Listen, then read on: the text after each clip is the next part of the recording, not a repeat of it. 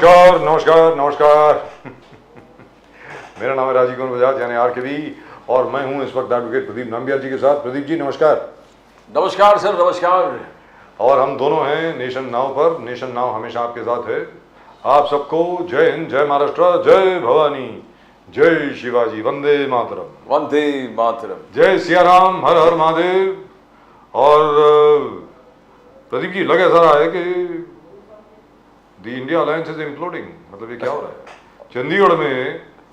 This is the only case where in spite of having a majority they lost the mayoral election. Mayor की election, अगर आप mayor की election तक नहीं जीत सकते तो आप क्या जीतेंगे भाई? अब आप ब्लेम कर रहे हैं इसने मैनिपुलेशन कर दी, उसने मैनिपुलेशन कर दी, आप कर लेते। क्या है उसमें? मतलब अजीबोगरीब मसला है। मतलब मेरी समझ के बाहर है sir, we have been continuously. अरे भाई प्रदीप जी, यहाँ पे सुनने वाली बात ये, sorry no I got it. Yes yes, majority आपकी, यस स्टेट गवर्नमेंट आपकी, बिल्कुल बिल्कुल। फिर भी आप बीजेपी को ब्लेम कर रहे हैं। क्यों कर रहे हैं भाई? अगर बीजेपी ने अपने माइनॉरिटी सेल के चीफ को नॉमिनेट कर दिया एज द रिटर्निंग ऑफिसर तो आपको प्रोटेस्ट करना चाहिए था। आपको इलेक्शन होने नहीं देनी चाहिए थी। You could have gone back to the high court. You could have said कि ये क्या है, वी नीड अ रिटायर्ड जज और we need a judicial officer to do it. Why did you have to wait for this? मतलब मेरी समझ के बारे। जी प्रदीप जी, आप कुछ बोल रहे हैं। सर नाउ राइट फ्रॉम 22 जनवरी से जो लगातार चालू है, कांग्रेस से आप पॉलिटिसाइज कर रहे हो, आप राम मंदिर को एक पॉलिटिकल इशू बना रहे हो, फिर आप कहते हो कि राम मंदिर के तुरंत बाद आप इलेक्शन डिक्लेयर करने वाले हो, अलग अलग चीज आप अक्यूज कर रहे हो the BJP. But the point is you have to be prepared for that. आपको तैयारी करना पड़ेगा। यू नो दैट मई से लेके उससे पहले mister Modi will declare the elections any time. You have to be prepared as on yesterday. And if you really want to form the government, no, you have to behave like you want to form the government. They don't. And you can't just keep on accusing. And अभी बार बार हम लोग यही चर्चा कर रहे हैं sir कि 52 से लेके आप 272 तक कैसे पहुंचेंगे? नहीं पहुंचे। What is your plan? There is no plan. आपका सीट शेयरिंग अब तक हुआ नहीं, आप सबको साथ में जोड़े नहीं है, आप किसी से बात नहीं कर रहे हो, आपका सबसे झगड़ा चालू है। तो कौन सा आप इंडिया अलायंस का कोई ढंग से मीटिंग भी नहीं होगा। सब यही कहते हैं कि चाय पानी करते हैं और फिर निकल जाते हैं। Then there is nothing, there is no concrete. If the Congress was really absolutely serious, they should have made teams. And एक ममता बनर्जी के साथ बात कर रहे हैं, एक नीतीश कुमार के साथ बात कर रहा है, एक शरद पवार जी के साथ बात कर रहे हैं। तो you have to dispatch your teams and sit there and get things done. That would have shown seriousness of purpose. Exactly. But right now, there is no seriousness of purpose. And one thing is there, we must congratulate our friend Mr. Vinod Tawade of the BJP for getting Mr. Nitish Kumar back into the BJP fold. It is believed, Nitish Kumar ji Bharatiya Janata party के बिहार के secretary थे। तो ये सारा काम जो किया है वो सुनने में उन्होंने किया है, विनोद तावड़े साहब ने। So congratulations Mr. Tawade, you've done a wonderful job. So he's also probably going to be an MP from here, from the Rajya Sabha. He should be. I think he deserves it. He deserves it. Vinod Tawde साहब ने जो काम किया है और बिना कुछ हुआ किए हुए हो हल्ला किए, बिना चुपचाप, he has worked under the radar and he's always been an organization man and he's done a wonderful job. तो नीतीश कुमार जी को वापस लाने वाले विनोद तावड़े साहब हैं। अखिल भारतीय विद्यार्थी परिषद के वक्त से हम लोग देख रहे हैं कि how Vinod Tawde ji has been working in the organization. Absolutely.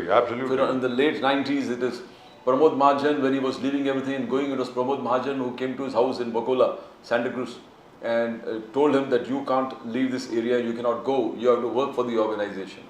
और फिर इनको वापस खींच के संगठन में लेके आए। जी बिल्कुल। From there he has never turned back. He has been seeing his ups and downs. And as he always told us, if I am there in the wicket, you know, if I stand the pitch, runs will come. That's right. Like Sunil Gavaskar. Yes. Unlike the present Indian team. Exactly. But what I am worried about is, fine, Nitish Kumar ji तो आगे, बाकी सब आगे. What I am now worried about is what is going to happen in Maharashtra.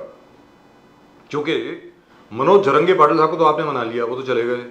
लेकिन अब legally, कानूनन आप इसको इम्प्लीमेंट कैसे करेंगे? भुजबल साहब बड़े परेशान हैं, बड़े गुस्से में हैं। उसके अलावा 2-3 चीजें और भी हुई हैं। Let's ask our friend mister Mukesh Gandhi, he is with us right now. Mukesh Gandhi साहब नमस्कार। नमस्कार। नमस्कार सर, नमस्कार। जय नमस्कार। जय महाराष्ट्र, जय सिया राम सर, जय सिया राम। जय सिया राम। सर एक नाथ शिंदे साहब ने बड़ा अच्छा काम किया, जरंगे पाटिल साहब से बात कर ली, उनको मना भी लिया, जरंगे पाटिल वापस भी चले गए, एक नोटिस भी इशू हो गया जिसको नोटिफिकेशन कहा जा रहा है, और उसमें suggestions and objections have also been invited till February the 15, that is the last date कि भाई हम लोग मराठा आरक्षण देने वाले हैं, और आपको किसी को अगर अपनी कोई सलाह देनी है, सुझाव देने हो, या आपको इस पर कोई आपत्ति हो तो वो आप प्रकट करें 15 फरवरी तक। अब मेरी समझ में नहीं आ रहा सर, ये लीगली ये कैसे होगा unless and until the centre intervenes. ये तो केंद्र का विषय है ना सर। 50% का जो सीलिंग है उसके ऊपर अगर आपको जाना है, you have to have a constitutional amendment. Mukesh Gandhi साहब, मुझे लगता है राजीव साहब, जी। प्रदीप जी, ये लोकसभा तक का कुछ एडजस्टमेंट किया हुआ है इसमें। अभी इनको लीगली सुप्रीम कोर्ट में जाएंगे, उनका क्या वर्डिक्ट आता है, तब तक ये पूरा आंदोलन शांत रहेगा। और अगर उन्होंने ओबीसी का राइट्स इसमें ट्रांसफर किया होगा तो पूरी महाराष्ट्र के अंदर एक नई राजक्रांति हो जाएगी जी, जो प्रशंसनीय नहीं है। अब शिंदे साहब ने बहुत बुद्धिशाली है, बड़े कर्तृत्ववान है, दीर्घदृष्टा है, और साथ में उनके दोनों डेप्यूटी चीफ मिनिस्टर जो है अजीत पवार साहब और देवेंद्र फडणवीस जी, तो ये तीनों ने मिलके एक फॉर्मूला जो बनाई है जी। वो फॉर्मूला के ऊपर वो सक्सेस हो जाएंगे। देखिए, मैंने पहले भी आपको कहा था कि जैसे गुजरात में भी इलेक्शन के टाइम में पहले ही ऐसा पटेल का आंदोलन हुआ था, हरियाणा में जाटों का आंदोलन हुआ था, इसी तरह से ऐसे ही पत्र देकर के बाद में कोर्ट में इश्यू को ट्रांसफर करके आंदोलन को शांत किया गया था। और दूसरी बात यह है कि जरांगे इतना बड़ा नेता बना दिया, एक गांव में से आंदोलन शुरू करने वाले के पीछे आप पूरा मराठा आंदोलन देखेंगे तो उनके पीछे लाखों करोड़ों का खर्चा करने वाला कौन था जी। और उसके कारण क्या हो गया कि पूरे मराठा आंदोलन के अंदर जो शोषित पीड़ित जो मराठा है, इनके हक के लिए लड़ने की जो लड़ाई थी उसकी जगह मुझे तो कुछ और ही लड़ाई दिखाई दे रही है। और ये पर्दाफाश आने वाले कल में आप जैसे वरिष्ठ पत्रकारी कर सकते हैं। आपका क्या विचार है इसमें कि इसके पीछे पैसा और ऑर्गेनाइजेशन किसकी है? क्योंकि हम लोग देख रहे थे जहां पर भी जरंगे पाटिल साहब की मीटिंग होती थी, बिल्कुल लाइक क्लॉकवर्क शुरू होती थी, वहां पर जेसीबी भी पहुंच जाते थे, क्रेन्स भी पहुंच जाते थे, फूल भी पहुंच जाते थे, लोगों का जमावड़ा भी हो जाता था, उनके लिए खाना भी पहुंच जाता था। So how was this happening? I mean you require crores of rupees for this sir, मतलब इसमें तो करोड़ों रुपए लगते हैं। यस यस, अरे मेरे भाई, आप एक शिवाजी पार्क में एक सभा कोई भी नेता लेता है तो कम से कम 15-20 करोड़ का आज की तारीख में खर्चा लगता है उनको। जी, दुरुस्त बात है। स्टेज डेकोरेशन से लेके तो, और जरांगे पाटिल ने इतनी बड़ी बड़ी सभाएं की है, इनके पीछे कोई इनविजिबल सुपरमैन जरूर था कि जिन्होंने इतना फंडिंग किया है। एक आदमी है या पूरी टीम है वो मुझे पता नहीं चला है, क्योंकि I am not that spy agency with me, but as a common man I feel that this is the bad thing which they have projected the Maratha issue. देखिए, आप उसके सामने ओबीसी की सभा होती थी, वो बड़ी सिंपल होती थी जी। छगन भुजबल जी मेरी पार्टी के, इसके लिए मैं नहीं कहता हूं उनकी फेवर में, और उनकी सभा में ऐसा शोषा नहीं था। इतना जो शोषा इन्होंने किया जरांगे पाटिल ने, आप देखो फूलों की टनों के हिसाब से फूलों की वर्षा। अरे इतना तो महात्मा गांधी जी की आज पुण्य तिथि है, उसमें गांधी जी को भी इतने फूलों से कभी लोगों ने वर्षाव नहीं किया होगा जी। करेक्ट। जवाहरलाल नेहरू के ऊपर वर्षाव नहीं हुआ होगा जी। अरे हमारे आज मोदी जी के ऊपर भी इतना फूलों का वर्षाव नहीं हुआ राम मंदिर बनाने के बाद जी। इतना तो जरांगे पाटिल के ऊपर टनों के हिसाब से फूलों की वर्षा हुई है। ये मुझे बहुत डेंजरस लग रहा है। भुजबल साहब गांधी साहब, भुजबल साहब ने कहा कि ये मुझे समझ में नहीं आ रहा है कि ओबीसी के खिलाफ अन्याय हुआ है या मराठाओं का फसवणूक हुआ है। भुजबल साहब का कहना है ये फसवणूक आहे क्या मराठे लोकांचा या ओबीसी का ये अन्याय, ओबीसी के खिलाफ अन्याय। आगे जाकर भुजबल साहब कह रहे तोंडाचे घास घेऊन गेले, यानी घास जो मुंह में रहने वाला था वो निकाल के लेके गए, जहां ओबीसी के आगे जाके अलग अलग जो लीडर्स हैं, प्रकाश शेंडगे जो मुंडे साहब के बहुत करीब थे, OBC leader, day light robbery बोलते, डे लाइट रॉबरी है ओबीसी समाज। अब राउत जी, संजय राउत जी बोल रहे अगर भुजबल साहब को इतना प्रोटेस्ट करना है तो इस्तीफा क्यों नहीं देते मंत्री पद से इस्तीफा दीजिए। तो ये सब आप कैसे देखते हो? बिकॉज भुजबल साहब जो स्टेटमेंट दे रहे हैं वो बहुत ही डेंजरस स्टेटमेंट है, यानी टोटल उनका जो अंदर से जो हुआ उसके खिलाफ जो विरोध प्रकट कर रहे हैं वो बहुत हार्श टर्म से प्रकट कर रहे हैं। आप आगे जाके मुकेश जी, गांधी साहब कैसे देखते हो आप इसको? नहीं, आप जो बात कहते हैं उसमें ये भुजबल का फ्रस्ट्रेशन नहीं है, उसका कन्विक्शन है। देखो, फ्रस्ट्रेशन से आदमी के जबान से कुछ बात निकलती है और कन्विक्शन से माने प्रामाणिक बुद्धिगम्यता से बात निकलती है। वो बात भुजबल ने की है कि अगर ओबीसी के बेनिफिट्स को अगर मराठा आंदोलन के अंदर उसके कोटा में ट्रांसफर हो गए तो बड़ा प्रॉब्लम होने वाला है ना। और अभी ये जो कुछ भी हुआ है वो आई वॉश है। अभी पूरा चश्मा बरोबर उनका जो लगाना चाहिए वो अभी तक लगा नहीं है। तो now they are searching for the good frame to put the specs on the eyes of the Maratha and OBC. So we have to wait for that. No, because ultimately what did they get? They just got a notice of a notification or a notice for an ordinance to follow. They did not even get an ordinance. So Jarange Patil साहब ने ये कहा था कि अगर मुझे न्याय नहीं मिला तो मैं वापस नहीं जाऊंगा। तो क्या न्याय मिला? अभी इसमें क्या है कि हम लोग कहते हैं कि मुझे लड़की पसंद है, पर लड़की जब शादी करने को तैयार होगी और मंडप में आएगी तब की बात शादी होने वाली है ना जी। अभी तो खाली मैरिज प्रपोजल हुई है, मैरिज कहाँ हुआ है भैया? मतलब रोका भी नहीं गया अभी तक। अभी तक रोका भी मैरिज प्रपोज, हाँ, अभी लवर में से फियांसी बन गई है और कुछ नहीं है। पर उनका जो प्रपोजल, लेकिन सर अभी इसमें अगर ओबीसी समाज जो है बाकी, क्योंकि देखिए अभी क्या है, उनको ये कहा गया है कि 54 लाख के करीब पुरावे मिले हैं कुनबी समाज के, निजामशाही के वक्त के। उनको कह दिया गया है कि आप ओबीसी समाज में हैं और आपको रिजर्वेशन ओबीसी से ही मिलेगा। तो इसका मतलब ये हुआ कि ओबीसी की जो रिजर्वेशन उतनी कम हो गई। हाँ जी। तो अगर ओबीसी भी आज की तारीख में कोई बड़ा एजिटेशन शुरू कर देते हैं, जैसे माली समाज है, जैसे लिंगायत समाज है, जैसे दंगड़ समाज है, फिर क्या होगा? फिर क्लास वॉर हो जाएगी सर, और कुछ नहीं होने वाला है, क्लास वॉर होने वाली है। और मुझे तो लगता है कि ये लोकसभा के इलेक्शन तक का एक आई वॉश है, जैसे मैंने पहला कहा। अब we have to wait and watch कि अभी क्या होने वाला है, क्योंकि इसमें मैंने कई पंडित लोग जो है पॉलिटिक्स में, उनको 2-3 लोगों को भी मैंने पूछा, वो लोग भी कंफ्यूज हैं कि ये ऑर्डर का जो मतलब है वो मतलब यही है कि ओबीसी के कोटा में से इनको मराठाओं को कुणबी के नाम पे उतना मताधिकार माने स्पेशल प्रेफरेंस दिया जाएगा, तो उस पे वॉर होने ही वाली है। तो ये अभी पूरी इश्यू जो है ना, वो मुझे लगता है कि बहुत खिचड़ी हो गई है इसकी। और उसमें एक और चीज आती है, एक और बहुत बड़ी चीज आती है कि जरंगे पाटिल साहब की एक डिमांड थी कि केजी से लेकर के पीजी यानी किंडरगार्टन से लेकर के पोस्ट ग्रेजुएशन तक मराठा बच्चों की शिक्षा बिल्कुल मुफ्त की जाए, जो मान ली गई है। अब बाकी सब कह रहे हैं कि हम लोगों ने क्या पाप किया भाई? बाकी नागरिकों का क्या, कि सिर्फ मराठा के लिए ही है महाराष्ट्र क्या? सर सही बात है। ये जितनी भी डिमांड जरांगे ने की है, एक के बाद उसने इतनी सारी डिमांड की है। और ये आंदोलन के अंदर जितने लोगों को भी ऊपर पुलिस फाइल एफआईआर बनी है, वो उसको भी निकालने की बात हुई है।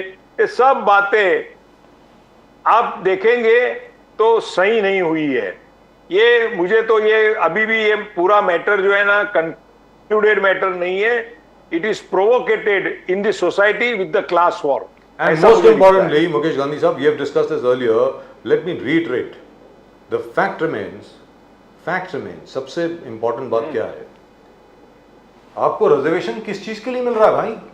किस चीज के लिए लड़ रहे हैं? नौकरियां तो है नहीं, there are no jobs. Yes. and there are mostly private deemed universities all over Maharashtra. हाँ। वहां पर तो आपको रिजर्वेशन मिलने वाली नहीं है, तो आप लड़ किस बात के लिए रहे हैं? कोई इनको समझाएगा क्या इसके बारे में? मुकेश गांधी साहब। नहीं, ये जरांगे पाटिल होंगे या ओबीसी के भी जितने भी नेता है, ये सारे लोग है ना, ये पब्लिक को, जनता को इमोशनल ब्लैकमेल कर रहे हैं जी। अपनी ओर खींचने के लिए। इनको इमोशनल ब्लैकमेल करना है, पर इनसे इमोशनल से रैशनल तक का अप्रोच लेकर के इनके प्रॉब्लम को सॉल्व नहीं करना है। जरांगे पाटिल ने जितना ये 4 महीने में खर्चा किया है, उतने खर्चे में से तो मराठा की एक बहुत बड़ा सदन, महाराष्ट्र में 2-3 सदन बड़े बड़े महाराष्ट्र मराठा सदन हो जाते थे, और कई बच्चों की पढ़ाई के लिए उनको मदद मिल जाती थी। मैंने हमारे विस्तार में, आजू बाजू में कई जगह देहातों में भी देखा है कि Maratha people are craving for the help, but they are not getting the help from the all so-called Maratha netas of our Maharashtra level. You know, So what to do for that? Gandhi साहब, यहां पर देवेंद्र फडणवीस जी very very clear है। He said 54 lakh जो कुंभी मराठाओं का नोंदणीकरण हुआ है, वो उनका हक था, वो उनका हक था। कुंभी मराठा पहले भी ओबीसी में आता था, और ये जो 54 लाख जो नोंदणीकरण हो गया है, ये इनका हक था जो अब तक नहीं मिला है, जो अब तक नहीं मिला है। और जहां कोर्ट केसेस के बारे में बात करें, जब भुजबल साहब ने पूछा जो घर जलाए, जो पुलिस को अटैक किए, ये तो नॉन बेलेबल ऑफेंसेस हैं, तो ये आप कैसे विड्रॉ कर पाओगे? तो उसमें फडणवीस साहब ने कहा ये कोर्ट से विड्रॉ होगा, ये कोर्ट से विड्रॉ होगा। तो आई डोंट अंडरस्टैंड, यहां फडणवीस जी एब्सोल्युटली क्लियर है कि कौन सा रास्ता मैंने अपनाया हूं। और एक चीज जो उन्होंने बहुत क्लैरिफाइड, जो हम लोग बार बार चर्चा अपने आप में करते रहते हैं, वो बोले कि अगर ऐसा कुछ ओबीसी पे अन्याय होता है तो मैं पार्टी के वरिष्ठ तक मैं खुद जाऊंगा ना। ये जब बोलते हैं तो इसका मतलब क्या है कि पार्टी या गठबंधन में कुछ गड़बड़ है क्या, गांधी साहब? इसमें क्या है भैया कि एक और शिंदे साहब मराठा की साइड लेकर के बात करते हैं, उनको प्रोटेक्शन दिया, मैंने शपथ ली थी, वो मैंने शपथ पूरी कर ली। और देवेंद्र फडणवीस जी है, वो ओबीसी की साइड लेकर के उनको न्यूट्रलाइज करने का प्रयत्न कर रहे हैं। और अजित पवार कंपैरेटिवली साइलेंट है जी। अब ये तीनों की बातों से मुझे ऐसा लगता है कि ये इश्यू अभी तक सॉल्व हुआ नहीं है। मैंने पहले भी कहा, वैसा मैं रिपीट करता हूं कि ये लोकसभा के इलेक्शन तक का एक आई वॉश करने का था, वो आई वॉश करके मैटर को अभी डीप फ्रीज में डाल दिया है बस। लेकिन मुकेश गांधी साहब, आपको लगता नहीं है? आप रोज टीवी में आप खाली इनके विधि विधान और कंट्रोवर्सी आप देखेंगे, न्यूज़पेपर में वही हेडलाइन आएगी और कुछ नहीं होने वाला है। मुकेश गांधी साहब, आपको लगता नहीं है कि कोई भी सरकार, अकल वाली सरकार जो है, कोई भी हो, मैं ये नहीं कह रहा कि ये जो सरकार है वो, या कोई भी सरकार हो, उसको लोगों को जाकर के समझाना चाहिए कि भैया 1950 से आरक्षण मिल रहा है, 1952 से एक्चुअली आरक्षण मिल रहा है, फ्रॉम 1952 से लेकर के आज तक कितने साल हो गए? ठीक है साहब, 48 और 24 62 साल हो गए, 72 साल हो गए, 72 ईयर्स, 72 साल हो गए आरक्षण को। कब तक चलेगा आरक्षण? और जहां तक आरक्षण का प्रश्न है, आरक्षण इकोनॉमिकली बैकवर्ड लोगों को मिलना चाहिए, जहां पर आप स्टडीज में, जो कॉलेज है, स्कूल है, कोई भी ऐसी जगह है, वहां पर आप आरक्षण जरूर दीजिए, वहां पर आप स्कॉलरशिप्स दीजिए। बरोबर है। So when will we get that rationality? My point is, जिस देश में हर कोई इस बात पर झगड़ा कर रहा हो कि मैं तुमसे ज्यादा पिछड़ा हूं, तो वो देश कहां जाएगा, कैसे बढ़ेगा आगे?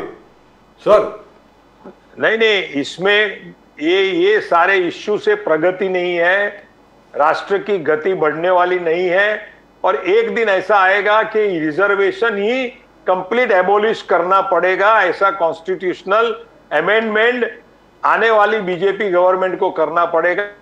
सिचुएशन आएगी, नहींतर तो पूरे हिंदुस्तान में, मैंने पहले ही कहा था, वो मैं रिपीटेडली कहता हूं कि क्लास वॉर में हमारा हिंदुस्तान बट जाएगा, और वो नहीं बटना चाहिए। और राजीव जी, मैं आपके साथ में बहुत सहमत हूं कि ये रिजर्वेशन के नाम पे जो बिछड़ों को, कमजोर को, गरीब को, शोषित को जो मदद मिलनी चाहिए, वो मदद मिलती है, तो ये रिजर्वेशन होने चाहिए। बाकी सिर्फ एक राजकीय मूवमेंट के लिए इसको आगे बढ़ाते हैं, तो ये सारे नेता कोई भी पार्टी के हो, वो गलत करते हैं। लेकिन यहाँ पर प्रदीप जी और मुकेश गांधी साहब, अगर आप देखें, ब्राह्मणों के लिए कोई रिजर्वेशन नहीं है, ठीक है साहब, ब्राह्मण वर्ग के लिए कोई रिजर्वेशन नहीं है। लेकिन अगर आप तमिलनाडु में जाएं, वहां पर सबसे ज्यादा पिछड़े तो ब्राह्मण हैं। आज की तारीख में क्या महाराष्ट्र में कोई गरीब ब्राह्मण नहीं है?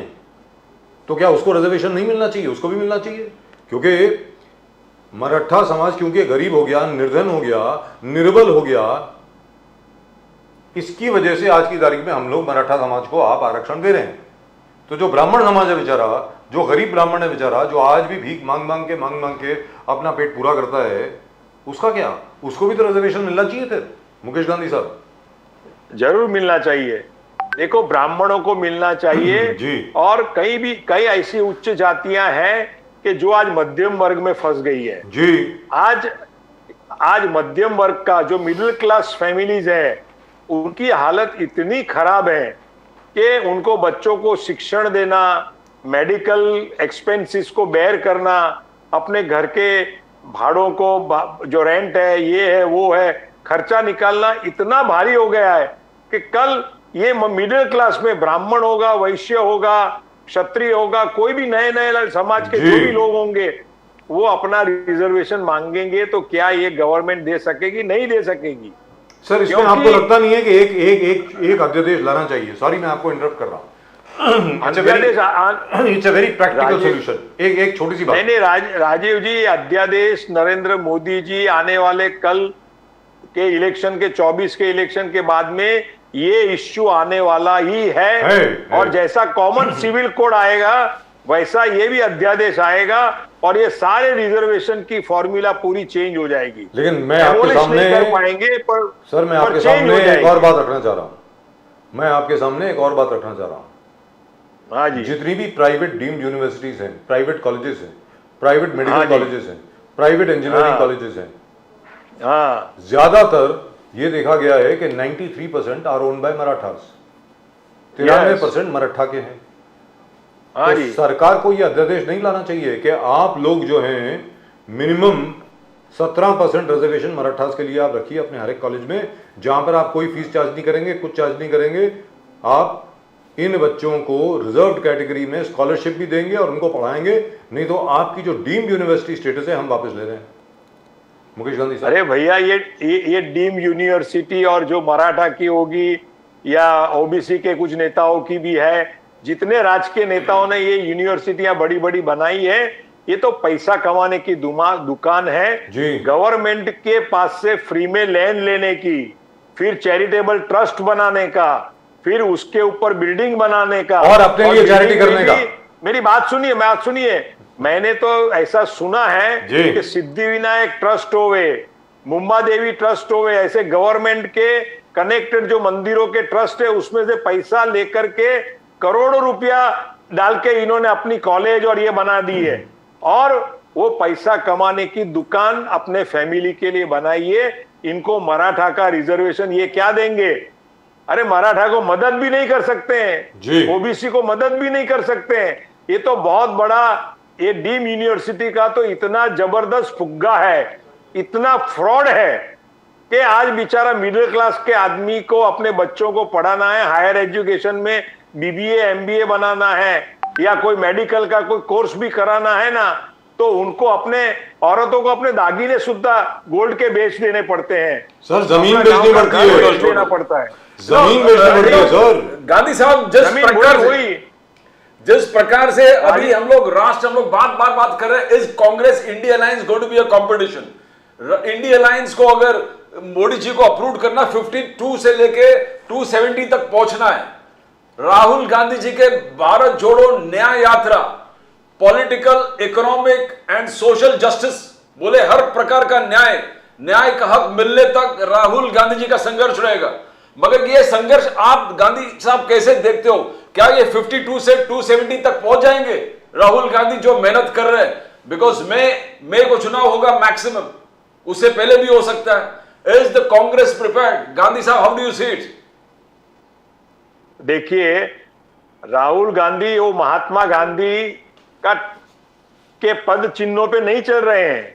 राहुल गांधी इटालियन लेडी के पद चिन्हों पे चल रही है और उन्होंने गांधी जी के असूलों पर, आज गांधी जयंती है, आज गांधी जयंती है 30 जनवरी, जिसको शहीद दिन कहते हैं। जी। हमारे यहाँ 2 शहीद दिन है, एक 23 मार्च को शहीद दिन है, जो हमारे भगत सिंह, राजगुरु, चंद्रशेखर जो गए उनको याद करके 23 मार्च का एक शहीद दिन है, और आज 30 जनवरी को भी कांग्रेस ने ठोक बैठा के इसको भी शहीद दिन बना दिया है, क्योंकि महात्मा गांधी जी का भी उस टाइम हेराम हो गया था।